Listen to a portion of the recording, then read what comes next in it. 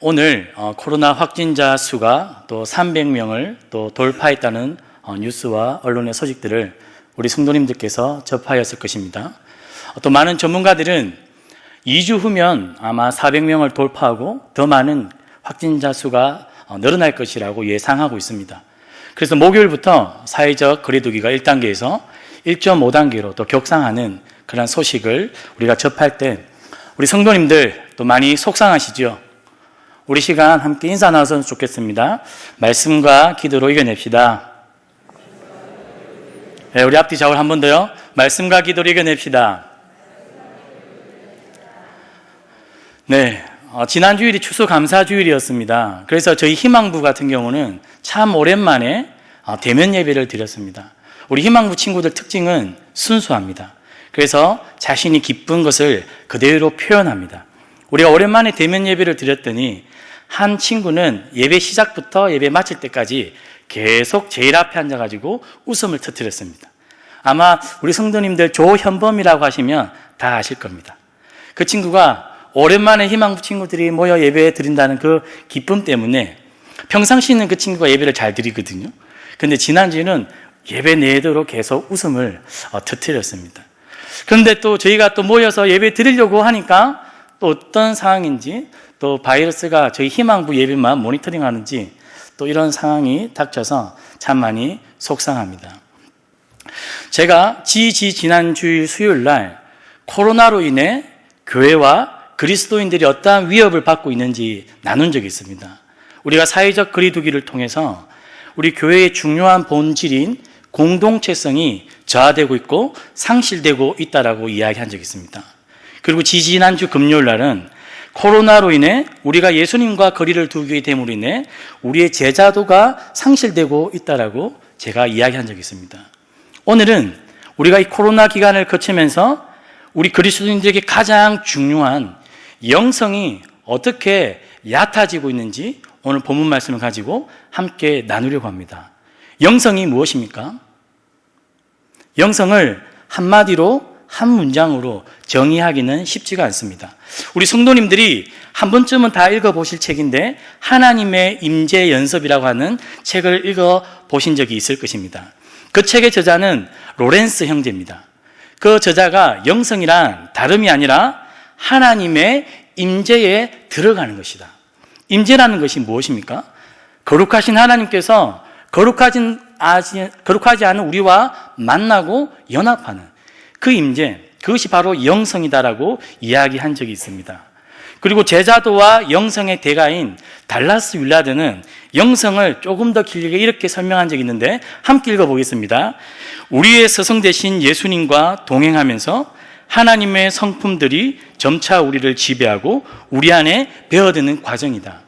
영성이라는 것이 우리가 하나님과 사귐을 통해 하나님과 깊은 만남을 통해 하나님의 성품이 우리의 성품이 되고 하나님의 뜻이 우리 일상 가운데 실천되는 그것이 영성이다라고 정의 내리고 있습니다. 사실 이 영성은 참 정의 내리기 어려운 단어입니다. 요즘은 생태 영성이라고 하는 단어도 있습니다. 생태 영성 들어보셨죠?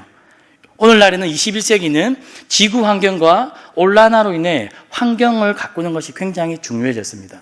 그래서 창세기 에덴 동산의 이야기를 하면서 이런 생태 영성도 이야기합니다.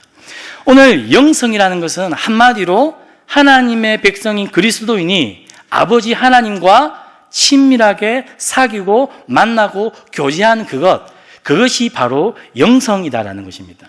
그러나 문제는 하나님과 깊은 인격적인 만남이 코로나 때 얕아진다는 것이죠. 그런데 영성의 가장 기본이 되는 것은 다름 아니라 기도입니다. 우리는 하나님과 어떻게 임재 그 깊은 골방에 들어가냐면 예수 그리스도의 이름을 통해 그 기도라는 문을 열고 기도의 통로를 지나 삼위일체 하나님이 계시는 그 골방에 들어가 우리가 하나님과 교제합니다. 우리는 기도를 통해 우리의 영성이 깊어진다는 것이죠. 그런데 우리가 기도를 어떻게 합니까? 우리를 구원하신 예수 그리스도의 이름으로 기도합니다. 그리고 우리가 예수 그리스도의 이름으로 기도할 때 성령 하나님께서 우리를 데리고 성부 하나님 아버지께로 우리를 인도합니다. 우리가 기도하지 못할 때도 성령 하나님은 그렇게 역사하십니다. 그리고 우리가 성부 하나님께 나아가 우리의 마음을 토로하고 하나님께 찬송하고 하나님의 뜻을 듣는 자리가 기도라는 것이죠. 그래서 영성이 깊어지는 것은 다름 아니라 우리의 기도가 깊어지는 것. 기도와 영성은 매우 밀접한 관계 속에 있다는 것입니다. 그런데 우리가 기도하면 할수록 하나님과 가까워집니다. 기도하면 할수록 하나님의 뜻이 어디 있는지 우리가 분별할 수가 있습니다. 그러면 이러한 기도를 통해 영성이 깊어지는 것을 누가 가장 싫어할까요? 저 같은 경우에 저희 집 아내가 그 하나님과 자주 만나는 것을 싫어할까요? 왜요? 자기와 만나지 않고 하나님과만 만난다고 저희 아내가 싫어할까요? 아니죠. 사탄이 우리의 영성이 깊어지는 것을 싫어합니다. 왜요? 우리가 영성이 깊어지면 깊어질수록 아까 그 영성의 정의에 우리가 하나님의 성품을 닮아가기 때문에 영적 어둠의 세력은 우리의 영성이 깊어지는 것을 싫어하고 우리가 깊은 기도의 자리에 나아가는 것을 싫어합니다. 사탄이 하는 것은 그것은 무엇일까요? 죄의 본성에 따라 움직이는 우리의 육체를 만져서 어쨌든 육체의 본성을 따라 우리가 기도하지 못하도록 우리 앞에 기도의 장애물들을 세우는 것입니다. 우리가 육체의 제한과 한계를 적용받으며 살아갑니다. 그래서 기도라는 것이 내가 기도해야지라고 마음 먹는다고 해서 기도가 되는 것이 아닙니다. 그래서 우리 육체가 지금 기도 상태를 리트머스 시험지처럼 기도에 어떤 저항의 표시들로 두 가지 신호를 보냅니다. 오늘 그것에 대해 함께 이야기하려고 합니다. 첫 번째는 잠이고 두 번째는 분노입니다. 지난 6월에 이러한 신문 기사가 연합뉴스에 기사로 뜬 적이 있습니다. 한번 올려주십시오. 코로나19가 유행하면서 사람들이 어떻게 되었다고요? 잠을 더 잔다라고 하는 통계가 나왔습니다. 유럽 사람들은 이 통계에 따르면 15분 이상 더 잠이 늘었다고 합니다. 그리고 미국의 많은 대학생들은 이전보다 더 대학 그 강의 시간에 지각하는 횟수가 늘었다고 합니다. 우리 성도님들 어떻습니까? 코로나 이 기간 동안 잠이 줄어들었습니까? 늘었습니까? 자, 마음속으로만 한번 생각해 보십시오. 내가 코로나 기간 동안 부지런해졌습니까? 아니면 더 게을러졌습니까? 내가 코로나 기간 동안 더 날씬해졌습니까? 뚱뚱해졌습니까? 예, 묻지 않겠습니다. 우리 육체의 한계를 고스란히 드러내 주었던 시기가 있다면 바로 코로나19라는 것입니다. 우리 육체가 얼마나 연약한지 우리는 이 코로나19를 거치면서 우리 스스로를 잘 들여다볼 수 있는 기회가 되었다는 것입니다. 잠이 늘었다는 것이죠. 성경에 보면 잠은 기본적으로 하나님이 사랑하는 자에게 주시는 선물입니다. 피곤하고 스트레스 많은 일상과 직장 생활과 사업과 육아 가운데 잠이라도 푹 자야 되지 않겠습니까? 그지요? 그런데 잠을 못 자면 사람이 미칠 노릇입니다. 그래서 성경은 잠은 하나님이 주시는 축복이라고 이야기합니다. 하지만 잠언에서는 깊은 잠에 빠진 사람을 게으른 사람이다라고 또 지적하고 있습니다. 우리가 흔히 술은 술을 부른다라고 이야기한다면 잠은 잠을 부릅니다. 우리가 깊은 잠에 빠져 있었다면 이것이 우리에게 주는 신호는 무엇이냐면 우리가 지금 기도에 저항하고 있다는 것입니다. 우리가 기도하는데 우리의 몸과 생각과 마음과 영혼이 집중해 있는 것이 아니라 기도에 대해서 우리의 육체가 저항하고 있다는 것입니다. 어떻습니까? 우리 성도님들은 이 육체의 저항에 대항하여 적극적으로 더 기도하기 위해서 일찍 자려고 노력하고 내가 10분이라도 더 기도하기 위해서 일찍 깨어 일어나고 있습니까? 갑자기 기도를 30분, 1시간씩 우리가 늘릴 수는 없습니다. 꾸준히 5분씩, 10분씩 담임 목사님 말로 인용한다면 우리가 식사 기도만 잘해도 그것이 우리에게 큰 유익이라고 이야기합니다. 우리가 이 코로나 기간 동안 늘어난 잠, 이것이 우리에게 보여주는 것은 바로 우리의 영성이 얕아지고 있고 사탄은 이 잠이라는 것을 통해 육체의 우리의 한계를 가지고 우리가 하나님과 깊은 인격의 자리에 사귐의 자리에 나아가는 것을 방해하고 있다는 것입니다. 오늘 본문에 보니까 겟세마네 동산에 예수님께서 12제자들을 데리고 갑니다. 그리고 함께 기도하는 장면입니다. 그런데 12제자들 중에 예수님께서 2제자만 특별히 또 따로 데리고 갑니다. 야고보와 요한으로 보고 있습니다. 그런데 이 겟세마네 기도는 예수님께서 공생의 기간 동안 복음서에서 가장 예수님께서 처절하게 치열하게 기도하는 장면입니다. 얼만큼 예수님께서 치열하고 전투적으로 기도했냐면 땀방울이 핏방울 되는 것처럼 그렇게 묘사하고 있지 않습니까? 예수님께서 한 번도 예수님의 그 깊은 고뇌와 어려움들을 제자들에게 나눈 적이 사실은 복음서에 잘 들여다보면 없습니다. 그런데 오늘 성경에 보니까 38절에 내 마음이 매우 고민하여 죽게 되었으니 제자들에게 예수님이 이 솔직한 어려운 심령을 이야기합니다. 이 정도 되면 예수님을 가까이에서 따라다녔던 야고보와 요한이 어떻게 했을까요? 눈치를 채고 야, 우리가 평상시에는 기도에 좀 방심했다면 오늘만큼은 우리가 어떻게 해서든지 예수님 곁에서 오늘 밤을 새도록 기도해야겠다. 이러한 다짐을 해야 되지 않겠습니까? 그러나 오늘 본문을 읽어보면 본문이 우리에게 알려주는 내용은 어찌 된 것인지 제자들이 졸고 있습니다. 예수님께서는 그렇게 간절히 기도하고 돌아왔는데 제자들이 졸고 있을 때 예수님께서 꾸짖지는 않습니다. 그리고 다시 깨어서 함께 기도하자라고 제자들을 예수님께서 초청합니다. 그런데 다시 돌아왔더니 어떻습니까? 눈꺼풀이 무거워서 역시나 졸고 있는 제자들을 예수님 목격합니다. 그러한 제자들을 향해 예수님께서 하신 말씀이 우리의 마음은 원이로되 육체의 한계가 있다라고 하는 것입니다. 그래서 사탄은 한계가 있는 우리의 육체를 어쨌든 붙잡아서 우리가 기도하는 그 자리, 기도를 통해 영성의 깊은 자리로 나아가는 그것을 이 코로나 기간에 막고 있다는 것입니다. 그래서 사실 가장 깨어서 우리가 교회와 우리의 새신자들과 우리의 순원들과 우리 교회를 위해서 기도해야 할 때가 지금 아닙니까? 우리가 어느 때보다 더 합심해서 기도해야 될 때가 바로 이때라는 것이죠. 제자들이 어느 때보다 더 기도해야 될 때가 오늘 겟세마네에서 예수님 기도할 때라는 것이죠. 가장 중요한 때 제자들이 졸고 있다는, 우리는 어떻습니까? 우리의 모습을 살펴볼 필요가 있다는 것입니다. 그리고 우리가 기도에 저항하고 있다는 두 번째 시그널, 표시는 무엇일까요? 바로 분노입니다. 분노. 뉴스 기사를 한번 올려주십시오. 코로나로 인해 사람들의 분노 임계점이 낮아졌습니다. 그래서 예전에는 사람들이 코로나로 인해 우울해하고 무기력했다고 합니다. 그것을 코로나 블루라고 이야기하더라고요. 그런데 지금은 코로나 블루에서 코로나 레드로 사람들의 심리적 상황이 격상되었습니다. 분노가 차고 있다는 것이죠. 누가 분노할까요? 4년 동안 열심히 취직을 하기 위해서 등록금, 학자금 빚을 냈습니다. 몇 천만 원씩.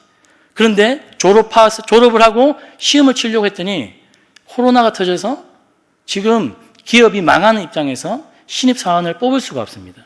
그래서 얼마 전 뉴스에 보니까 많은 졸업생들이 이 학자금 빚을 갚을 길이 없어가지고 파산 신청을 한다고 합니다. 이 대학생들의 마음 가운데 무엇이 자리 잡을까요? 분노가 자리 잡고 있습니다. 많은 우리 소상공인들, 사업을 하시는 분들, 높은 임대료를 감당하지 못해서 많이 문을 닫고 있습니다. 사장님들의 마음 가운데 무엇이 있겠습니까? 분노가 생겨난다는 것이죠. 그리고 요즘 초등학생들과 중학생들이 학교에 잘 가지 않습니다. 아이를 2명, 3명 데리고 있는 이 어머님들의 마음이 어떨까요? 돈이라도 있으면 학원이라도 다르게 육아를 할 수 있지만 그렇지 못한 형편에 있는 어머님들은 육아의 노동과 스트레스에 분노가 차오르는 것이죠. 코로나가 한 달, 6개월이면 멈출 줄 알았더니 이것이 아니라 1년이 넘어가도록 앞으로 어떻게 전개될지 모르는 상황에서 많은 국민들 마음 가운데 자리 잡고 있는 것이 분노라는 것입니다. 이러한 상황에 성경은 분노에 대해서 무엇이라고 이야기하고 있습니까? 분을 내어도 죄를 짓지 말라. 해가 저물기 전에 화를 풀어라. 분노라는 것은 우리가 하나님과 그 관계 속에 우리의 의를 사라지게 하는 것이 분노입니다. 누군가 심하게 다투고 부부싸움을 하고 우리가 하나님 앞에 조용히 나아가 기도할 수 있겠습니까? 어렵습니다. 그래서 성경은 누군가 다투고 나한테 제사를 올 것이 아니라 다툰 사람이 있으면 화해를 하고 제사를 드리라고 하지 않습니까? 우리의 양심은 그렇게 반응하도록 하나님께서 섬세하게 만드셨다는 것입니다. 현재 저와 우리 성도님들이 처해 있는 이 코로나 상황이 이렇다는 것입니다. 잠과 분노로 인해 우리가 기도하기 더욱더 어려워진 시기를 우리가 살아가고 있다고 오늘 이야기합니다. 자, 그럴 때, 이렇게 어려울 때 예수님은 그러면 겟세마네에서 본인 예수님의 사역 가운데 가장 힘든 시절을 어떻게 돌파하시고 기도했는지 오늘 본문을 통해서 함께 좀 더 살펴보려고 합니다. 오늘 예수님께서 그 겟세마네 기도에서 기도의 중요한 우리에게 가르쳐 주는 것은 함께 한번 이야기했으면 좋겠습니다. 함께 기도하는 것. 한 번 더 따라하겠습니다. 함께 기도하는 것. 오늘 36절에 보면 제자들과 함께, 그리고 38절에 나와 함께 깨어 있으라. 40절에 너희가 나와 함께 한 시간도 일어나라. 46절에 함께 가자. 이 단락 안에 함께라는 표현이 등장합니다. 사실 복음서를 잘 들여다보면 예수님은 기도하실 때 보통 혼자 기도하셨습니다. 사역을 마치시고 제자들이 피곤해 있을 그때 예수님은 혼자 한적한 곳에 따로 가셔서 기도하셨습니다. 그리고 예수님은 새벽 미명 일찍 혼자 일어나셔서 기도하러 가셨습니다. 예수님의 평상시 기도 패턴은 혼자 기도하는 것이었는데 어쩐 일인지 모르겠지만 오늘 마태복음 26장에서 예수님은 혼자 기도하러 올라가는 것이 아니라 함께 기도하자고 제자들을 초청하고 있습니다. 왜 그럴까요? 예수님께서 하나님의 아들로 독생자 그리스도 예수로 이 땅에 오셨지만 예수님은 우리를 구원하기 위해 100% 인간의 몸으로 오셨다는 것입니다. 우리가 느끼는 고통과 두려움과 어려움을 예수님도 온전히 느끼셨다는 것이죠. 그래서 오늘 본문이 설명하고 있는 것처럼 고민하여 죽게 되었으니 예수님이 십자가를 짓는 그 고난의 그 짐과 그 다가올 그 두려움이 예수님에게 굉장히 컸던 것입니다. 그래서 혼자 기도하러 갔던 것이 아니라 제자들 보고 함께 가서 기도하자. 그리고 내 고민이 이러하니 내 기도 제목을 가지고 어떻게 하자고요? 나를 위해 함께 기도해달라고 예수님이 중보 기도를 요청하는 장면이 오늘 26장이라는 것이죠. 어려울 때 예수님이 우리에게 기도의 방법을 보여주신 건 무엇이냐면 한 번 더 같이 하겠습니다. 함께 기도하는 것. 한 번 더 함께 기도하는 것. 우리가 어려우면 어려울수록 새벽 기도에 더 힘써 나와야 되는데 금요 기도에 더 힘써 나와야 됩니다. 기도는 우리 그리스도인들의 가장 강력한 무기이고 힘입니다. 기도하는 한 사람이 있으면 그 한 사람이 속한 공동체는 망하지 않고 기도하는 민족이 있으면 하나님은 그 민족을 통해 하나님의 선교를 이루어 가십니다. 가장 강력한 것, 가장 무서운 것이 바로 기도라는 것이죠. 우리에게 주어진 가장 놀라운 영적인 공격 도구가 기도이기 때문에 어떻게 해서든지 사탄은 우리가 기도하지 못하도록, 특별히 두세 사람이 모여 합심하여 기도하지 못하도록 우리의 환경을 그렇게 이끌어간다는 것이죠.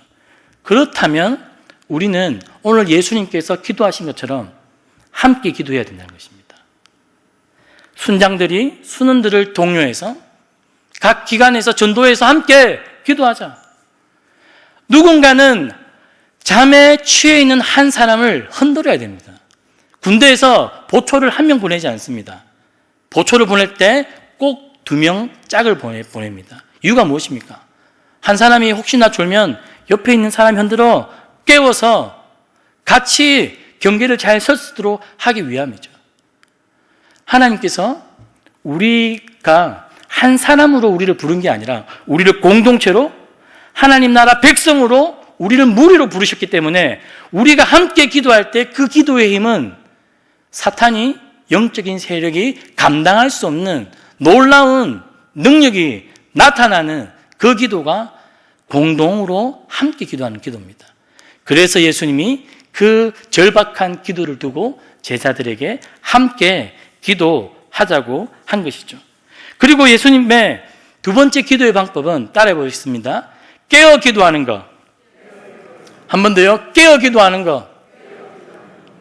깨어 있어야 된다는 것입니다. 에베소서 6장 18절 말씀을 함께 한번 읽어 보도록 하겠습니다.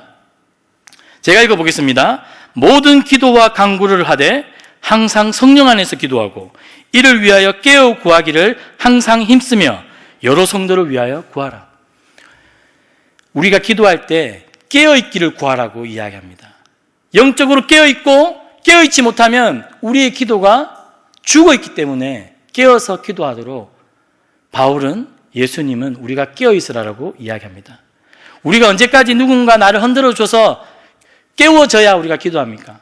이제는 우리가 누군가를 흔들어 깨울 수 있는 깨우는 자리로 저와 성도님들이 나가야 되지 않겠습니까? 우리가 기도할 때, 서울 시민교회가 기도할 때 저는 광진구에 우리나라에 희망이 있고 소망이 있다고 생각합니다. 많은 사람이 기도하지 않아도 괜찮습니다. 우리가 기도하면 됩니다.